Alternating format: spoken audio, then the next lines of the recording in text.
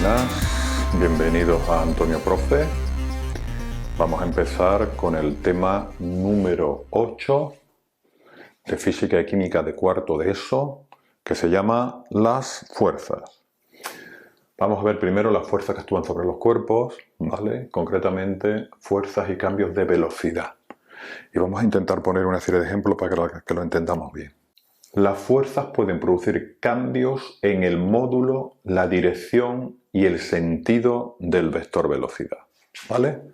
Repito, las fuerzas pueden producir cambios en el módulo, dirección y sentido del vector velocidad. Bien, vamos a imaginarnos que tenemos un cuerpo, ¿de acuerdo?, que se mueve con una velocidad determinada, tal como está ahí en el dibujo. Si yo ahora ejerzo una fuerza sobre ese cuerpo, imaginaros que ejerzo una fuerza hacia atrás.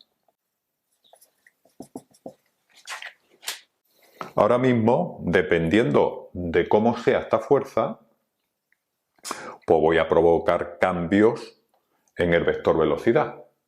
¿Qué cambios puedo provocar? Pues el primero es cambio en el módulo de la velocidad.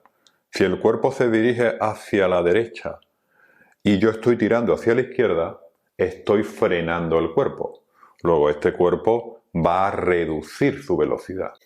Si la fuerza se mantiene durante mucho tiempo o es una fuerza muy intensa, puede hacer que el cuerpo se pare, incluso puede hacer que el cuerpo cambie el sentido de la velocidad. Y un cuerpo que iba hacia la derecha, como consecuencia de la fuerza, va a empezar a moverse hacia la izquierda. Luego estoy cambiando el sentido de la velocidad. Luego esta fuerza puede hacer que disminuya el módulo de la velocidad y que cambie el sentido de la velocidad. Pero ¿qué pasaría si yo ahora tengo un objeto igual, con una velocidad exactamente igual que antes, que se dirige en aquella dirección y sentido, pero ahora ejerzo sobre él una fuerza que ahora es perpendicular a la velocidad, ¿vale? Automáticamente lo que puede ocurrir es que este cuerpo, si se iba moviendo hacia la derecha, pues puede ocurrir que este cuerpo empiece a moverse hacia abajo, de tal forma que transcurrido un momento determinado, el cuerpo ahora vaya en ese sentido y en esa dirección. Luego, en este primer ejemplo hemos visto un cuerpo que, si le aplico una fuerza en sentido contrario a la velocidad, voy a conseguir que la velocidad disminuya, incluso puedo pararlo y hacer que se mueva en sentido contrario. Luego aquí he conseguido que se cambie el módulo y el sentido de la velocidad. Y si tengo un cuerpo y ejerzo una fuerza, como en este caso perpendicular a la velocidad, pues lo que voy a conseguir es que la dirección del vector velocidad cambie. Cambia dirección y sentido. ¿De acuerdo? Bien, pues esto es lo que aparece aquí en esta frase tan pequeñita, pero que hemos ampliado con los dibujos. ¿De acuerdo? Bien, fuerza sobre los cuerpos en movimiento. Aquí vamos a ver los distintos tipos de fuerza que vamos a estudiar. Tenemos que conocerlos todos y tenemos que saber trabajar con todos, porque nos hace falta. ¿De acuerdo? La primera fuerza, que yo creo que es la más conocida, es la fuerza peso. La fuerza peso. ¿Vale? La fuerza peso es la fuerza con la que la Tierra atrae a los cuerpos, o la Luna atrae a los cuerpos, o Marte atrae a los cuerpos que están situados a su alrededor. ¿De acuerdo? Luego la fuerza peso realmente es la fuerza de la gravedad, es la fuerza con la que, por ejemplo, la Tierra atrae a los cuerpos. Siempre es una fuerza vertical y dirigida hacia el centro de la Tierra. Vamos a ir poniendo aquí unos dibujitos para que os hagáis una idea, ¿vale? Si yo tengo aquí la Tierra y un objeto que esté aquí va a sentir una fuerza peso, que es masa por gravedad, ¿vale? Dirigida siempre hacia abajo y hacia el centro de la Tierra, ¿de acuerdo? Siempre es una fuerza vertical, lo vemos aquí en el dibujo perfectamente, y dirigida hacia el centro de la Tierra. Y, muy importante, la formulita para calcularlo es masa por gravedad. La fuerza normal, importante, la fuerza normal. Dice, es la fuerza que ejerce una superficie sobre los cuerpos apoyados en ella.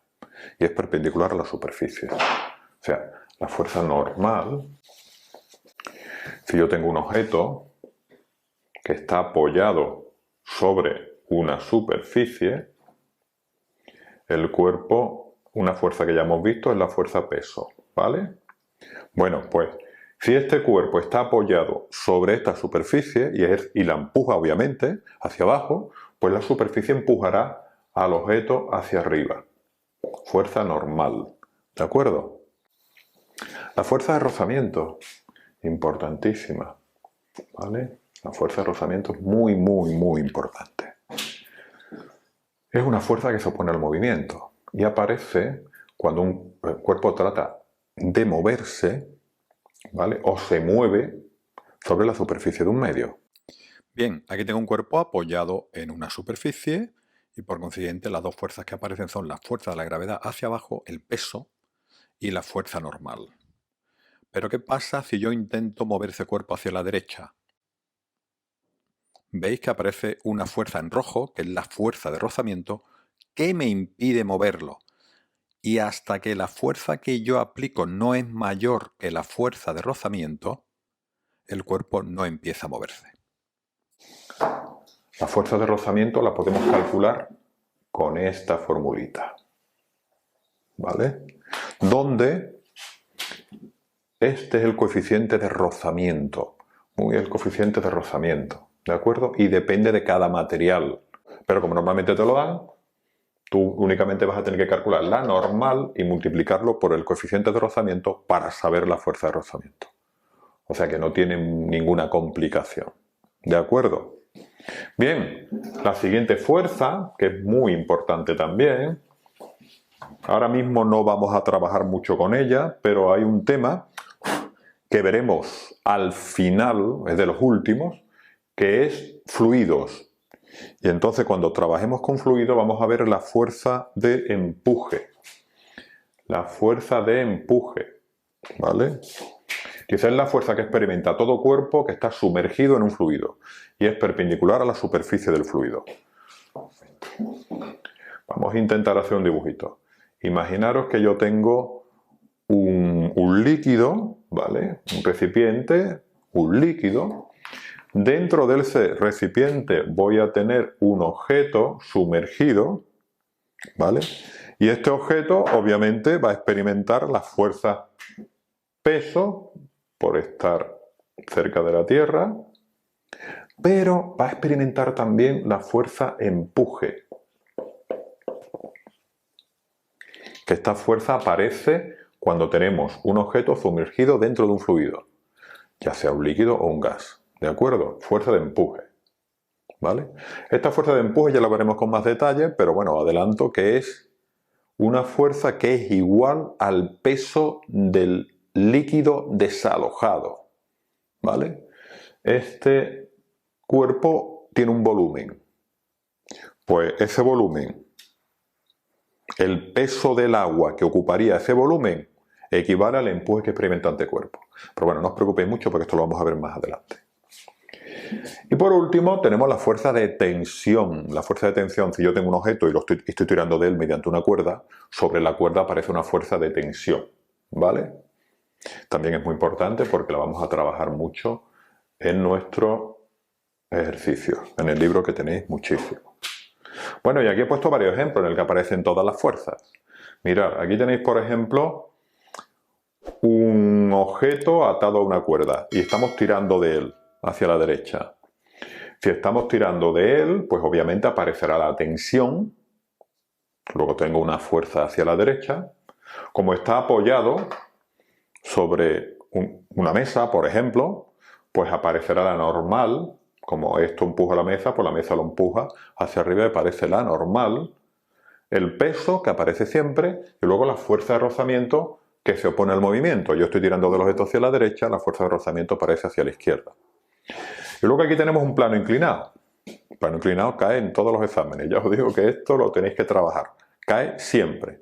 Bueno, pues cuando tengo un objeto apoyado en un plano inclinado, pues peso que aparece siempre, fijaros el peso, apunta hacia el centro de la Tierra. Se supone que la Tierra está aquí, ¿vale? Como veis aquí he descompuesto el peso, la componente X y la componente Y. Esto se suele hacer siempre, ¿vale? Para poder trabajar, sumar los vectores con más facilidad. Vectores, habéis visto este curso ya en matemática y descomponer vectores sabéis hacerlo. Necesitamos simplemente el ángulo, ¿vale? Y uno es la hipotenusa por el coseno y el otro será la hipotenusa por el seno, ¿de acuerdo? O sea, P por el coseno y P por el seno, y eso es Px y Pi. La normal, como este objeto está apoyado sobre este plano inclinado, pues la normal es perpendicular al plano inclinado, ¿de acuerdo? Y luego, si el objeto está apoyado en un plano inclinado, lo normal es que el objeto tiende a irse hacia abajo, pues aparece una fuerza de rozamiento hacia arriba. Esto y un ejercicio con esto cae siempre, garantizado 100%. Luego esto tenéis que saber hacerlo, ¿de acuerdo? Conocer toda la fuerza, saber dónde están, saber hacer el dibujito y luego aplicar las leyes que vamos a ver ahora. Pues lo dejamos aquí. Si os ha gustado el vídeo, suscríbanse y denle a like. Muchas gracias. Hasta luego.